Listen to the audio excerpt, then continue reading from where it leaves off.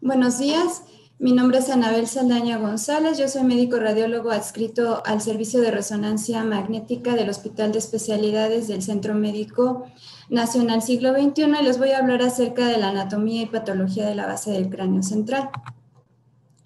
Los objetivos de esta plática son describir la anatomía de la base del cráneo con un enfoque en la anatomía radiológica de la fosa craneal media y de la fosa pterigopalatina. Segundo objetivo es dividir la base del cráneo central en compartimentos para su estudio y así facilitar la aproximación diagnóstica de las patologías. Y por último, revisar la patología del base del cráneo central con casos clínicos representativos. La tomografía y la resonancia magnética son dos modalidades de imagen complementarias para el diagnóstico de las enfermedades de base de cráneo. La tomografía es la modalidad de elección para definir la anatomía ósea de la base del cráneo y es más sensible para el diagnóstico de lesiones óseas primarias, ya que nos permite detectar el tipo de reacción periódica, si hay calcificaciones y el tipo de matriz ósea y orientarnos hacia un mejor diagnóstico. Otra de sus ventajas en comparación con la resonancia es que se encuentra con mayor disponibilidad en los centros hospitalarios a diferencia de la resonancia magnética. Su principal desventaja es que la exposición a la radiación ionizante y como parte del protocolo para el estudio de la base del cráneo central se realizan adquisiciones volumétricas en 3D y reconstrucción multiplanar en los diferentes planos. Para el estudio de la base del cráneo, los planos axial y coronal son los de mayor utilidad. Se valoran las imágenes con una ventana ósea y de partes blandas. Esta última un medio de contraste yodado intravenoso para una mejor caracterización y de acuerdo a lo que se vaya visualizando, a los hallazgos se puede complementar con una angiotomografía, sobre todo si se detectan lesiones de tipo vascular. En el caso de la resonancia magnética, esa nos sirve para caracterizar mejor los tejidos blandos. Es una modalidad indicada para aquellos casos con neuropatía aislada o múltiple y además nos sirve para detectar la extensión intracraneal de la enfermedad, ya sea como invasión a las meninges, parénquima cerebral o bien la diseminación de los tumores vía perineural y perivascular, o bien para la valoración de la médula ósea y una posible afectación de esta. Las desventajas pues es que no está disponible en todos los centros hospitalarios y es más costosa su realización. El protocolo incluye las secuencias T1 en los diferentes planos, tanto axial, coronal y sagital. Estas pre y postcontraste de preferencia con saturación grasa. Son cortes milimétricos, aproximadamente de 3 milímetros y las otras secuencias, como la T2 en un plano axial y coronal, nos es de utilidad para diferenciar procesos inflamatorios, infecciosos o procesos tumorales benignos, ya que generalmente estos se presentan con alta intensidad de señal a diferencia de los tumores malignos que pueden presentarse con una intensidad de señal intermedia. Igualmente el eco de gradiente o el SWI nos puede servir para detectar sustancias paramagnéticas como calcificaciones, derivados de la sangre y alguna presencia de melanina en alguna de las lesiones. La difusión y el ADC nos sirven también para diferenciar tumores malignos de los benignos. Generalmente los tumores malignos son más celulares, por lo tanto van a restringir a la difusión en comparación con los benignos. También el valor cuantitativo de ADC nos ayuda para diferenciarlos, ya que generalmente se presentan con valores bajos de ADC, menores a 1.2 para el caso de 1.5 teslas y menores a 1.3 para el caso de 3 teslas. La base de cráneo conforma el piso de la cavidad craneal. Está formada por 5 huesos. El frontal y el etmoides conforman la fosa craneal anterior. El esfenoides y una parte del temporal, la fosa craneal media. y el occipital y una parte también del temporal, la fosa craneal posterior. La anatomía de la base del cráneo, neuroforámenes que se encuentran en ella y debido a las estructuras neurovasculares vitales que pasan a través de ellas. En esta plática nos vamos a enfocar principalmente en la fosa craneal media o base de cráneo central, ya que ahí es donde se encuentran la mayoría de los canales y fisuras por donde pasan las estructuras neurovasculares importantes. En el etmoides se encuentran los agujeros olfatorios en la lámina cribosa por el que pasan los nervios olfatorios, es decir, el primer par craneal, y son los que comunican la fosa craneal anterior con la cavidad nasal. En el caso de la fosa craneal media, que es donde nos vamos a centrar, esta está conformada por el hueso esfenoides y en este se van a encontrar el canal óptico por donde pasan, que está señalado por el número 2, por donde pasa el segundo par craneal, es decir, el nervio óptico y la arteria oftálmica. En la fisura orbitaria superior, señalada con el número 3, pasan los pares craneales motor ocular común, el patético, la primera rama oftálmica del nervio trigémino, la segunda rama, que es la rama maxilar, y el motor ocular externo. Otro de los agujeros es el foramen rotundum o redondo mayor, por el cual discurre la segunda rama del trigémino, que es la maxilar, y un poquito más posterolateral se encuentra el foramen oval, por donde pasa la rama o la división mandibular del nervio trigémino. Posterior a este, y más pequeño, se encuentra el foramen espinoso, que también se le conoce como foramen redondo menor, y a través de este pasa el ramo meningio de B3. Por último, en este hueso también se encuentra el foramen lacerum en la parte terminal del canal carotidio, y por este transcurre la arteria faríngea ascendente, sus ramas meningias. En el hueso temporal encontramos el canal carotidio, por donde discurre la arteria carótida interna en su porción cavernosa, y el conducto auditivo interno, por donde pasan el séptimo y el octavo par craneal. Por último, en el hueso occipital encontramos un canal y un foramen importante. Por el foramen yugular va a pasar, por la pars vascular va a pasar la vena yugular interna, el nervio vago y el nervio espinal, y por la pars nervosa únicamente va a pasar el noveno par craneal. En el canal hipogloso va a pasar el 12º par craneal. El hueso esfenoides es la estructura ósea más importante de la base del cráneo central. En esta se van a distinguir un cuerpo central y 6 prolongaciones laterales. 2 de ellas son las alas mayores, que están representadas en rojo en el esquema, 2 alas menores en color verde y las apófisis pterigoides en la parte inferior del cuerpo vertebral, que están señaladas con un color crema. Por esta estructura ósea es por donde discurren o donde se encuentran la mayor parte, si no es que la totalidad, de los agujeros y forámenes de la base del cráneo central.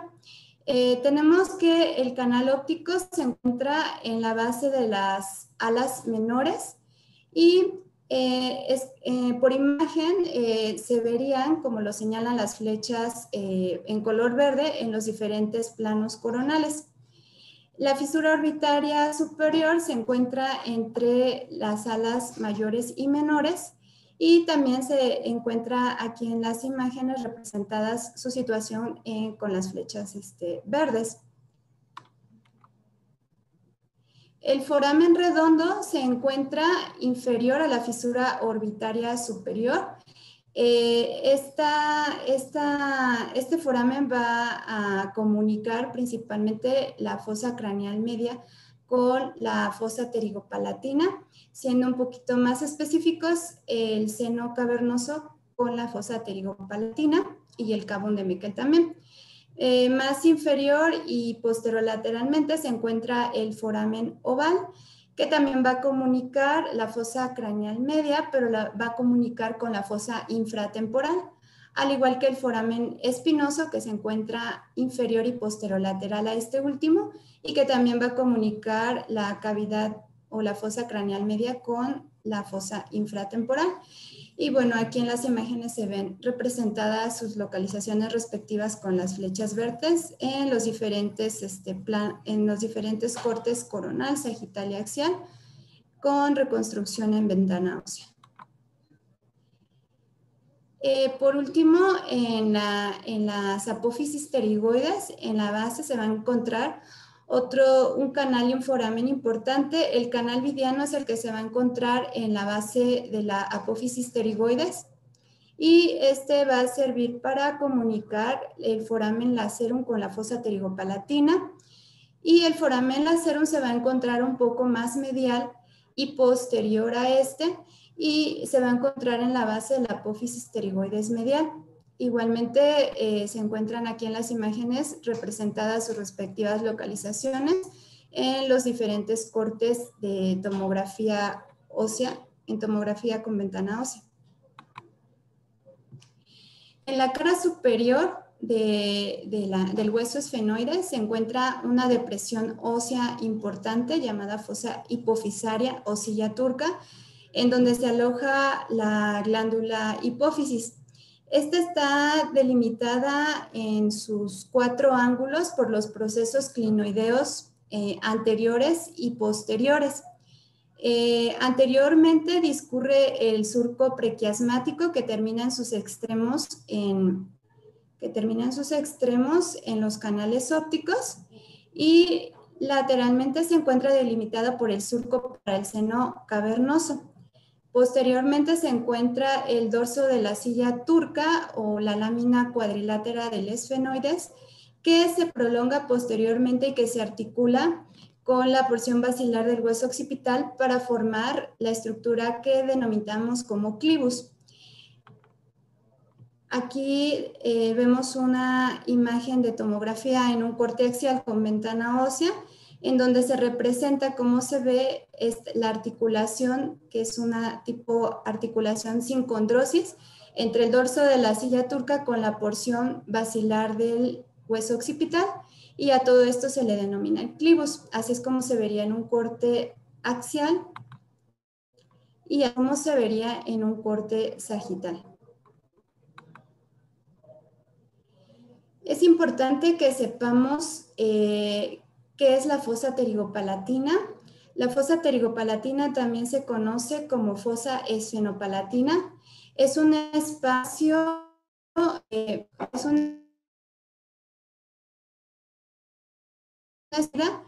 que se encuentra inmediatamente posterior al hueso maxilar y anterior al proceso pterigoideo del esfenoides. Este espacio es un punto de comunicación importante entre las estructuras intracraneales y extracraneales, y comunica a través de sus múltiples neuroforámenes o canales. Esta estructura es de vital importancia, ya que comunica con la cavidad orbitaria, con la cavidad nasal, con la fosa craneal media y con la cavidad bucal, principalmente con el paladar. Esta estructura, por lo tanto, es de importante relevancia porque es la vía de propagación de numerosos procesos patológicos, ya sea de tipo inflamatorio, infeccioso o tumoral con diseminación perineural o perivascular, desde la cabeza y el cuello hasta la extensión intracraneal, o inclusive de la diseminación intracraneal a extracraneal. Este espacio está ocupado principalmente por tejido graso, contiene la arteria maxilar interna, el ganglio pterigopalatino y la segunda rama del nervio trigémino, que es el B2 o la rama maxilar. La fisura orbitaria inferior representa la apertura anterior de la fosa pterigopalatina. Y aquí vemos una imagen de tomografía con ventana ósea en los diferentes cortes sagital, axial y coronal, y lo que correspondería a la fosa pterigopalatina, que se encuentra inmediatamente posterior al seno maxilar y anterior al proceso pterigoidal. Así es como lo veríamos en un corte axial, y acá está representada en un plano coronal. A través de esta fisura orbitaria inferior se comunica la fosa pterigopalatina con la órbita, pero también a través de una apertura lateral se puede comunicar con la fosa infratemporal, que está señalada aquí con las estrellas en color verde. Aquí tenemos una patología representativa que se disemina a través de esta ruta.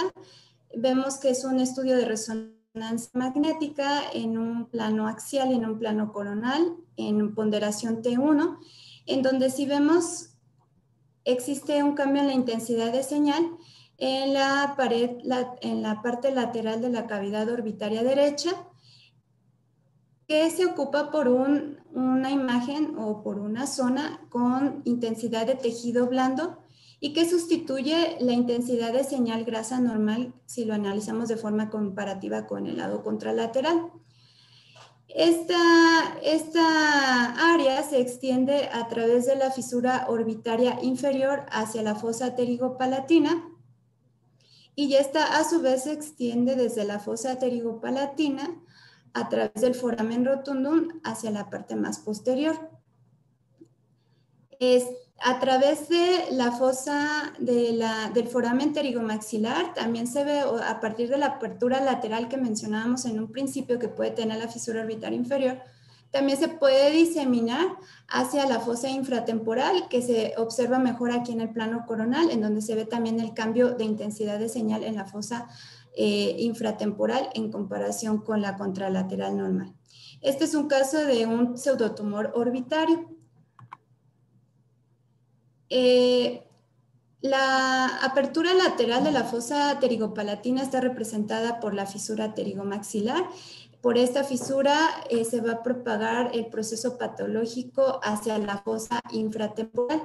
Aquí tenemos un ejemplo de un caso de un tumor de la cavidad nasal, que aparte de, bueno, es un estudio de resonancia magnética en un plano coronal en ponderación T1 contrastada y en un plano axial en ponderación T2. En este plano coronal vemos cómo el tumor nasal invade la fosa craneal anterior, pero también a través de la fisura pterigomaxilar se extiende hacia la fosa infratemporal izquierda. Acá en esta segunda imagen en T2 vemos como el mismo tumor con una intensidad de señal heterogénea se extiende hacia el foramen esfenopalatino, hacia la fosa pterigopalatina, y a través de la fisura pterigomaxilar, que sería la apertura lateral, hacia la fosa infratemporal. Vemos cómo por resonancia se ven los cambios de la intensidad de señal normal de la grasa y ocupación y ensanchamiento por el tumor. El foramen esfenopalatino es la vía de comunicación o la apertura medial de la fosa pterigopalatina. Se encuentra representada en esta imagen de tomografía con ventana ósea, su localización en los diferentes cortes.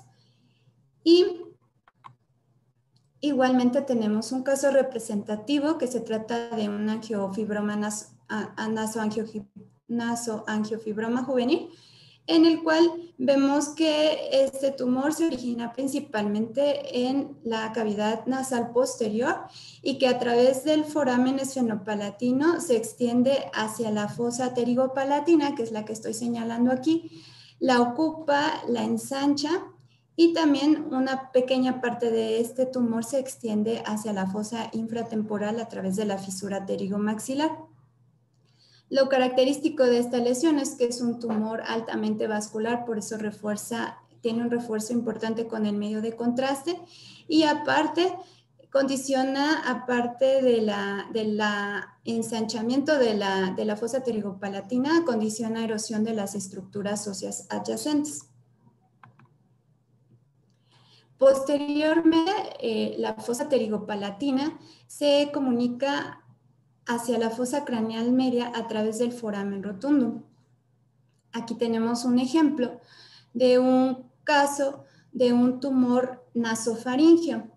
Este es un estudio de resonancia magnética en ponderación T1 con saturación grasa en un plano sagital y 2 planos axiales. Entonces vemos que aquí está señalado con las estrellas el tumor de la nasofaringe y a través del canal palatino llega hasta la fosa pterigopalatina del lado izquierdo y a través del foramen rotundo se disemina posteriormente hasta llegar a ocupar el seno cavernoso y parte del cavum de Meckel del lado izquierdo, que es todo lo que está aquí que se ve con reforzamiento anormal del lado izquierdo. Aquí también se ve cómo se extiende a través del foramen rotundo y llega hacia el seno cavernoso del mismo lado afectado. Aquí vemos una tomografía, cómo se ve que se ensancha el foramen rotundo por el que se disemina el tumor, se erosionan sus márgenes y entonces eso es lo que se ve representativamente o complementariamente con la tomografía. Posteriormente, también se comunica la fosa pterigopalatina a través del canal presentado en un color amarillo y más posteriormente se continúa y se comunica con el foramen lacerum que está representado en azul. Este canal es importante porque es el que comunica el foramen lacerum directamente con la fosa pterigopalatina. Acá tenemos un ejemplo de una variante anatómica de la localización del canal vidiano, representada en un estudio de tomografía con ventana ósea, en el que podemos ver cómo el canal vidiano transcurre como variante anatómica por dentro del seno esfenoidal, lo cual se logra observar mejor en el corte axial. Vemos cómo el canal vidiano pasa a través del seno esfenoidal y cómo se encuentra aquí en el corte coronal. Esto es una variante anatómica porque normalmente el canal vidiano, como lo veíamos en un principio, se encuentra en la base de la apófisis pterigoide. Sin embargo, aquí, como variante anatómica, se encuentra por dentro del seno esfenoidal y eso lo hace muy susceptible a que el nervio vidiano que transcurre por este canal pueda afectarse por los procesos inflamatorios comunes como la sinusitis esfenoidal. Aquí tenemos el mismo caso que veíamos anteriormente.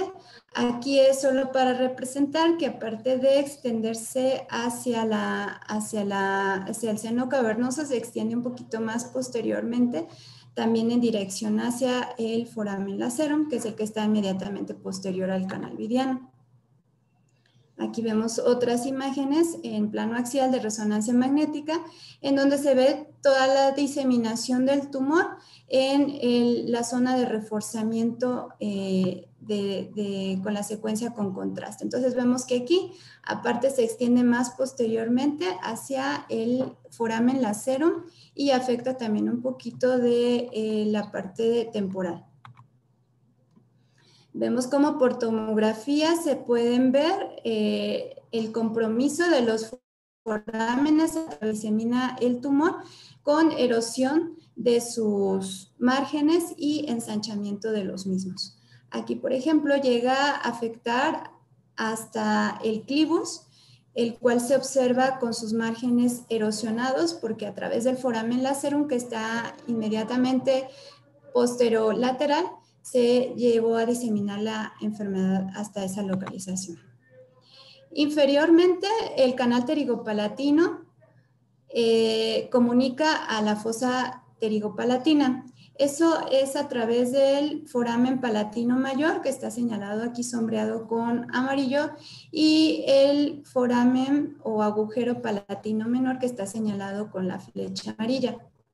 A través de estos canales palatinos es por donde se comunica la cavidad oral hacia la fosa pterigopalatina.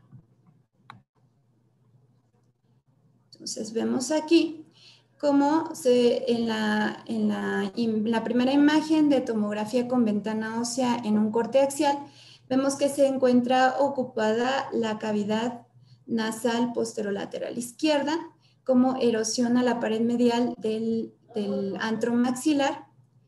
Y vemos aquí en forma comparativa el foramen palatino mayor derecho con el izquierdo. Vemos cómo el izquierdo se observa ensanchado y con sus márgenes erosionados. Entonces podemos decir que el origen de la lesión fue a partir de aquí del foramen palatino mayor. En complementación con el estudio de resonancia magnética, vemos como en este plano axial en T1 contrastada, refuerza moderadamente y heterogéneamente con el contraste, y vemos cómo también refuerza lo que correspondería a la topografía del foramen palatino mayor. Entonces, este es un caso de un tumor que se originó ahí, precisamente es un tumor de seno paranasal y que afecta el canal palatino mayor y por lo tanto se extiende también hacia la fosa pterigopalatina. Esto lo vemos mejor aquí en el corte sagital de tomografía con ventana ósea, en donde hay un reforzamiento anormal de la fosa pterigopalatina que no tendría por qué reforzar porque normalmente se ocupa por tejido graso, e igualmente aquí en el plano sagital de tomografía T1 contrastada. Igual también vemos este reforzamiento anormal. Llegando a la fosa pterigopalatina afectada, que lo podemos ver que es del lado izquierdo porque hay cambios en la intensidad de señal normal grasa por un tejido hipointenso o con intensidad de señal similar a la de tejido blando. Vemos cómo al llegar a la fosa pterigopalatina se puede igual diseminar por cualquiera de sus forámenes hacia otros lugares. Entonces, para fines de diagnóstico por imagen, podemos dividir a la base del cráneo central en 3 compartimentos. Tomamos como referencia la sincondrosis petroclivar y todo lo que quede dentro de estas líneas va a conformar las estructuras del compartimento medial. Dentro de este compartimento vamos a tener ciertas estructuras que ahorita les voy a mencionar más adelante. El compartimento lateral está delimitado por una línea que pasa inmediatamente lateral al foramen oval y todo lo que quede dentro va a conformar parte del compartimento medio sagital, y todo lo que quede fuera de la línea que pasa lateralmente al foramen oval va a corresponder a estructuras del compartimento lateral. Entonces, en el plano o en el compartimento medio sagital vamos a encontrar la silla turca con la glándula hipófisis, el clivos, el seno esfenoidal y la nasofaringe, que están representadas cada una en esta imagen de resonancia magnética en T1 contrastada en plano coronal y sagital. En un plano parasagital o en el compartimento parasagital se van a encontrar 2 límites. Un límite superior en el que medialmente se van a encontrar los senos cavernosos y un poquito más lateralmente la parte medial de los lóbulos temporales, y un límite inferior que va a estar delimitado por el espacio parafaringio y masticador, que están representados con las flechas azul y amarilla. Y por último, en el compartimento lateral vamos a encontrar el llamado triángulo esfenoidal, que es la parte más lateral del ala mayor del esfenoides, que corresponde a esta parte. por su forma triangular se le denomina triángulo esfenoidal, el aspecto más lateral del ala mayor del esfenoides y también la articulación temporomandibular. Con otro caso, este se trata de un masculino de 47 años con cefalea progresiva, diplopia y déficit sensorial en la cara. Aquí vemos un estudio de resonancia magnética en planos axial y sagital en ponderación T1, T2 y T1 con medio de contraste, en donde observamos una lesión que depende del clivus, que es expansiva, que erosiona y expande el hueso, tiene una intensidad ligera con algunas hiperintensidades en el interior de la lesión en T1, es altamente hiperintensa en la secuencia T2 y con el medio de contraste presenta un reforzamiento moderado y heterogéneo.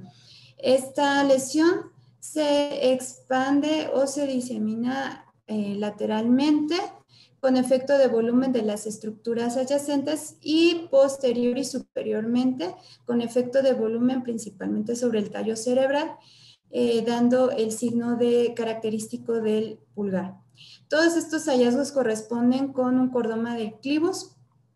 Este es el tumor primario más frecuente del clivus y característicamente se origina en la línea media y se extiende posteriormente, se puede extender lateralmente o superiormente con efecto de volumen sobre las estructuras adyacentes.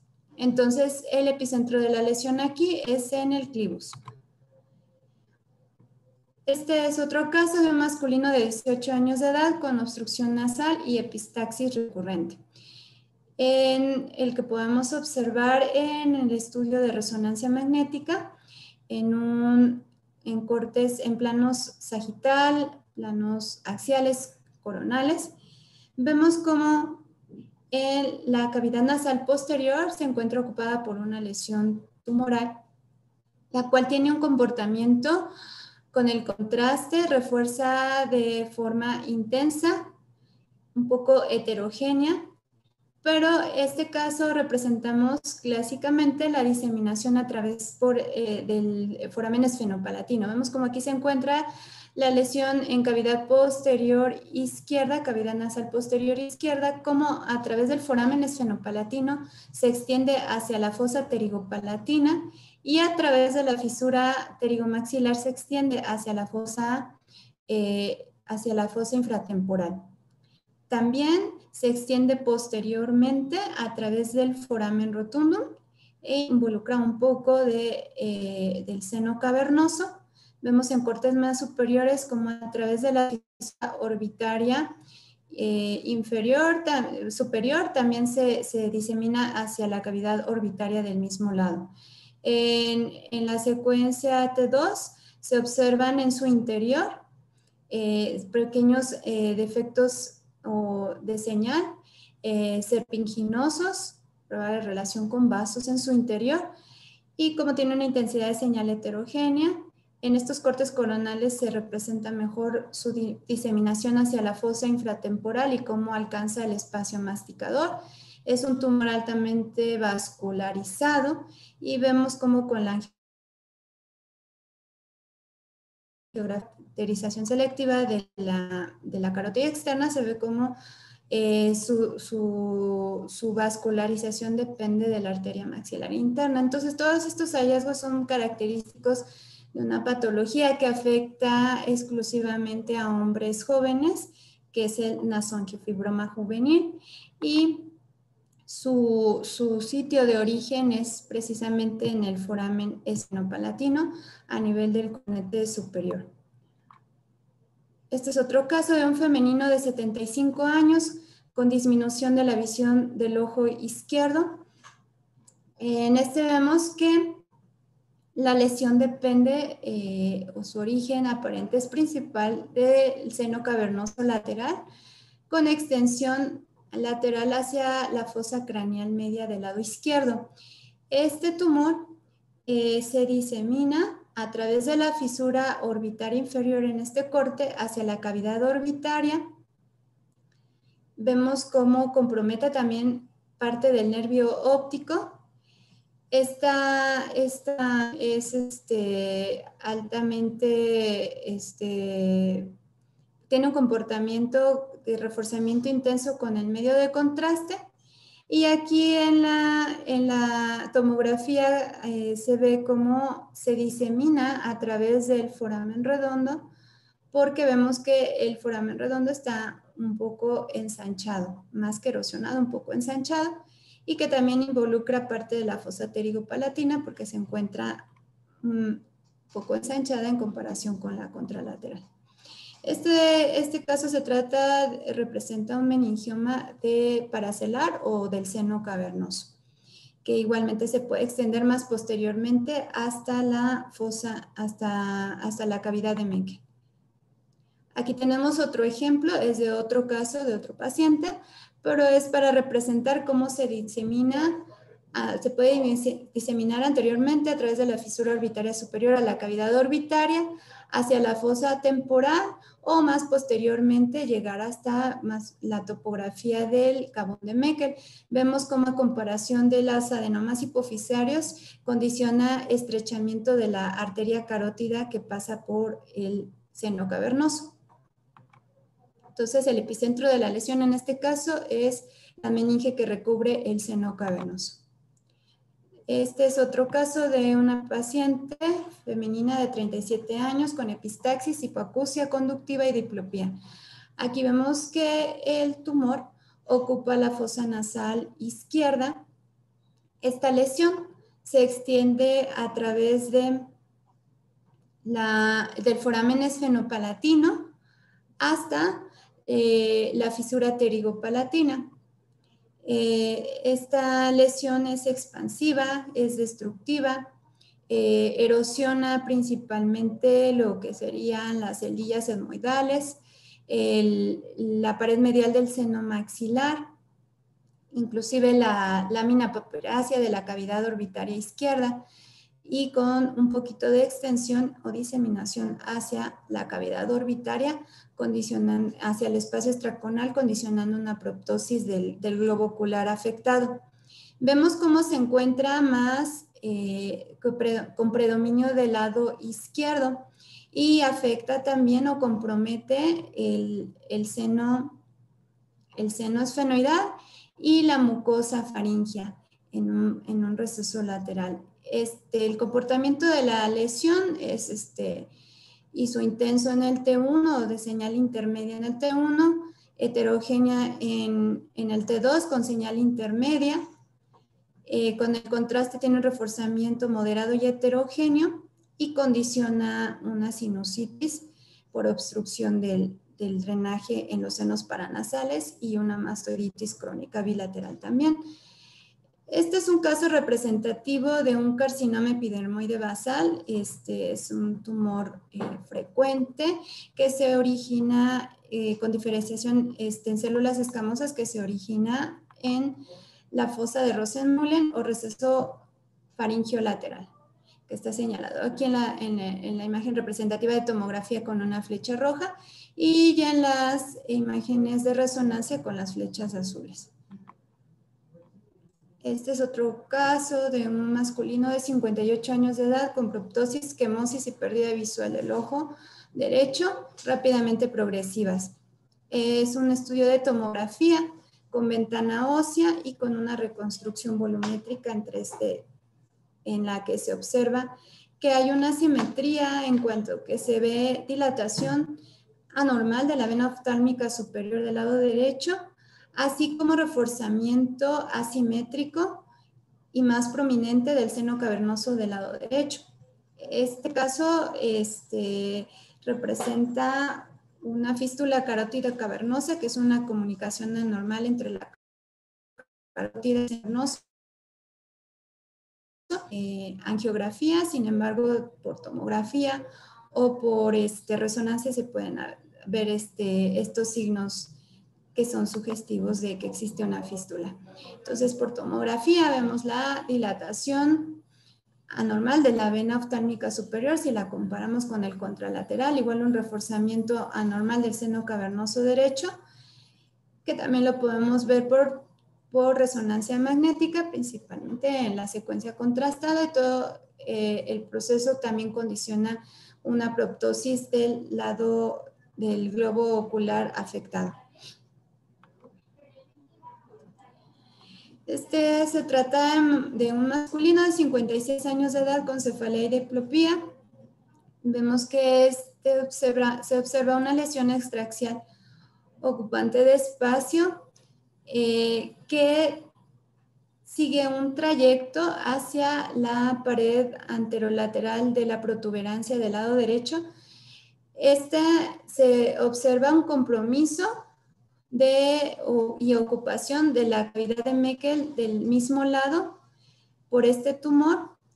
Vemos que este tumor tiene intensidad de señal heterogénea, señal de intensidad intermedia e hiperintensa en T2, y con el medio de contraste tiene un reforzamiento moderado y heterogéneo. Vemos en este plano coronal cómo aparentemente está paracelar y se extiende inferiormente hasta el espacio masticador. Entonces, todo este es el trayecto de una de las ramas del nervio trigémino, y corroboramos o llegamos al diagnóstico, porque también vemos cómo se encuentra comprometido el foramen oval del mismo lado. Entonces, todos estos datos son sugestivos de un schwannoma porque sigue el trayecto del quinto par craneal.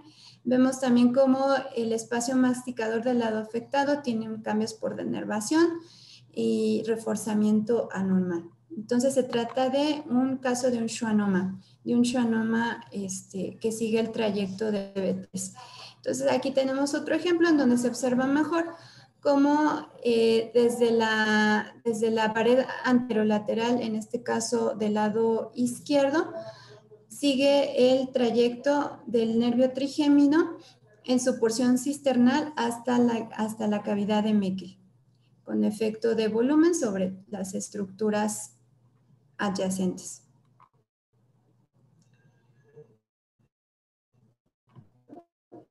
Se trata de un hombre de 64 años de edad con parálisis del sexo craneal. Vemos o observamos en este estudio de resonancia magnética y de tomografía una lesión que se encuentra paracelar, afecta al seno cavernoso, se extiende posteriormente, tiene un comportamiento en resonancia con hipointenso en T1, hiperintenso en T2, un tanto heterogéneo porque tiene zonas con ausencia de señal en su interior. Con el contraste tiene un reforzamiento moderado y heterogéneo.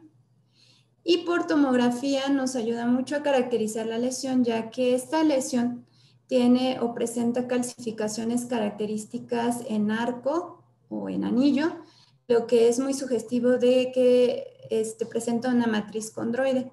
Este es un caso representativo de un condrosarcoma, y su localización principal o su origen principal es en la fisura petrooccipital, pero también el centro puede ser en la sincondrosis esfenopetrosa o esfenooccipital. Por último, tenemos un femenino de 60 años de edad con dolor de cabeza y disminución de la agudeza visual del ojo derecho. Vemos como por teoría una zona, un área de hipertensidad anormal de localización precisamente en el triángulo esfenoidal del lado derecho, condiciona en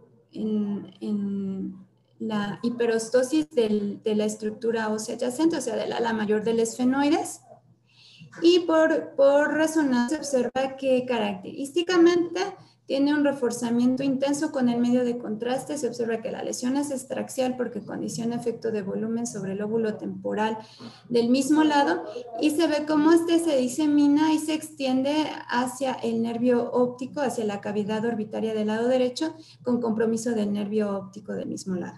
Este es un caso de un meningioma, y este es un caso representativo de una patología del compartimento lateral. Entonces, como conclusiones, tenemos que la tomografía y la resonancia magnética son complementarias entre sí. Se deben de utilizar en conjunto para un mejor diagnóstico de las enfermedades de la base del cráneo. Es muy importante la elección de la técnica de imagen adecuada, ya que esto nos permite detectar la ubicación y extensión de la enfermedad, diferenciar entre tumores benignos y malignos, determinar si son resecables o no para ver si tienen invasión de parénquima meningio cerebral o si han invadido la órbita, seno cavernosos o estructuras vasculares, sobre todo aquellos tumores que tienen diseminación perineural. Es fundamental el conocimiento de la anatomía radiológica de la base del cráneo para poder optimizar así su análisis, al igual que el conocimiento de la anatomía de la fosa pterigopalatina, y así para poder diferenciar los diversos procesos patológicos que puedan afectar la base del cráneo. La mayor parte de la patología se va a originar en la base del cráneo central, ya que está conformada por el hueso esfenoides, y en el hueso esfenoides se encuentran varios de los neuroforámenes y canales importantes, por donde pasan estructuras neurovasculares importantes, y se encuentra en comunicación directa con la fosa pterigopalatina, que es una vía de propagación de diversos procesos patológicos, de la cabeza y cuello hacia la base del cráneo o viceversa. La división de la base del cráneo central en compartimentos para su estudio nos facilita una aproximación diagnóstica de la patología y una limitación del diagnóstico diferencial. Por su atención, gracias.